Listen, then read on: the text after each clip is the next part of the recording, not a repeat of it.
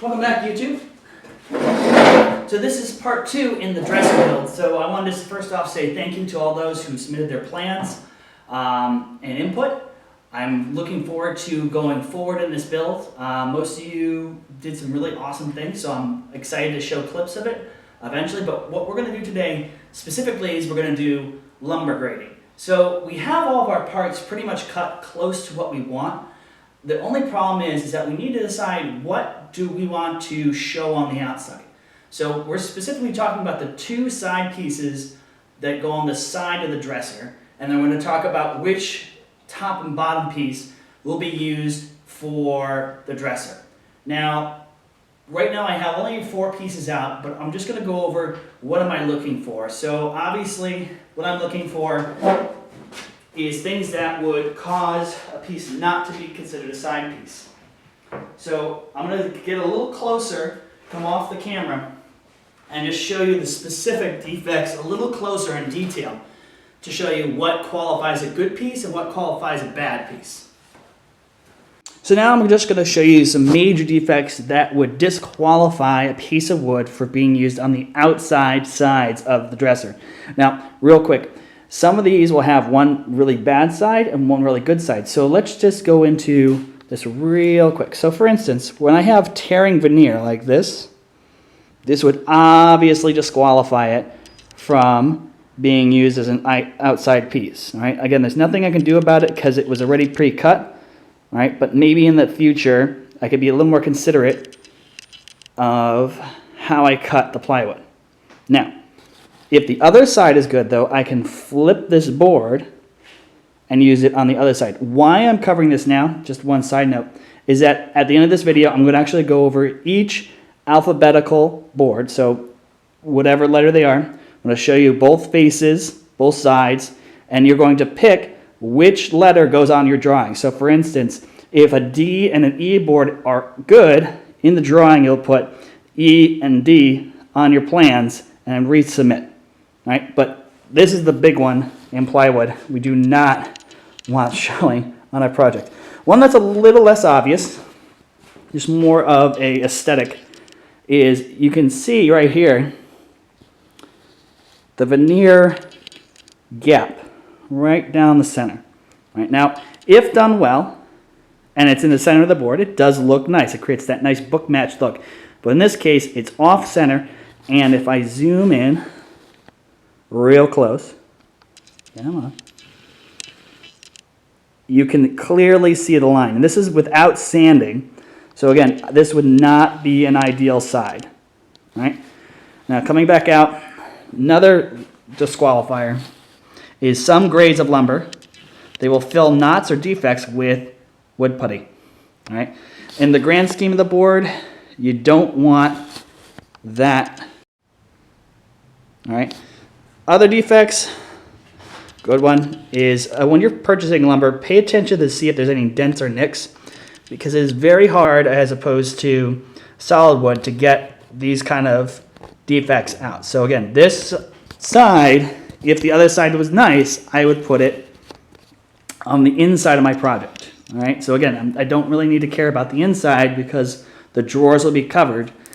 But on the outside, I'm trying to show what defects I don't want to show up. Another good one, if I can get closer and darken this a little bit, is when the veneer is scraped off and you can see the underlying wood. That's another defect we don't want to show on our board. Now, what does a good board look like?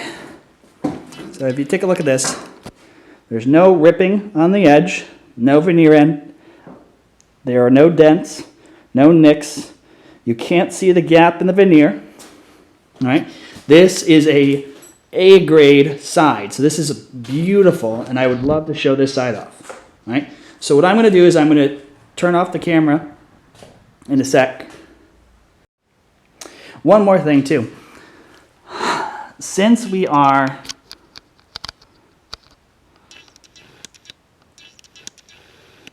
gluing wood to the edge of the board, all right, or we call that edge banding, I don't need to worry about the quality of the edge. Obviously, I need to look for staples, and other types of defects, like metal, so that when I go to glue it, I need to make sure it's nice and clean. Again, besides that, I'm not really concerned about the edge of the board. All right? So what I'm going to do now is I'm going to put each board on the table with its alphabetical letter. I'll show you both faces of the board. And then those of you who are my apprentices will have to tell me what board would they decide to be used for their side pieces. You also can choose what boards will be used for the shelves and the interior side pieces. All right? Because again, those pieces will not be seen as much as the side pieces. I will also do the top and the bottom for grading today as well.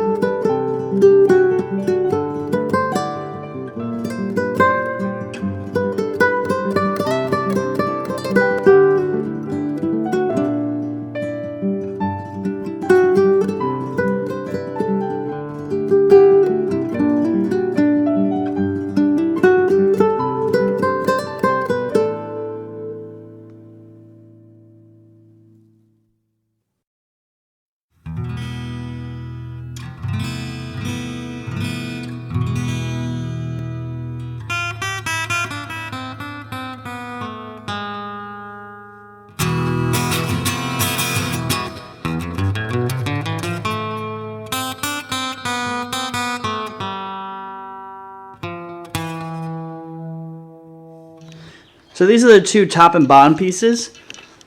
So there's a B board, there's an A board. So again, just like I said on the plans, you're going to have to denote which one's going to go on top and which one's going to go on the bottom. Again, if the edges are kind of marred up, I don't really care because we're going to put an edge banding of hardwood on the side here. So I'm just going to start filming I'm going to point out one major one on A. Is there a giant scratch in the wood here? Now I could try to attempt to grain raise this, so I could put a wet rag over top with an iron and see if I can bring that grain up. If I could do so, then A would be a good piece to save, because overall there are no defects on this entire board. Now the other thing is, as I said, in size requirements, these are going to have to be shortened down. So we won't get the whole entire board in the picture. So we might have to cut, so for instance on B, I might have to cut just before the knots just to meet that size requirement. And I know I might sacrifice this, but at the same time I don't want too many eye-catching features. So again, these would be the ideal surfaces I'd like to show on the top. Now, B does have a little scratch, but that's nothing we can't sand out. Alright, so on your plans, you need to list which A or B on your top parts of your plan. So I'm actually going to go over to my drafting table and draw out kind of what I'm talking about. So this is my sketch after we've gone through the grading process. The correct boards for the sides with the highest quality would be board D and F. I know they both have some minor defects, so what we're going to do is we're going to turn them defect side in with the nice grain facing on the outside of the board.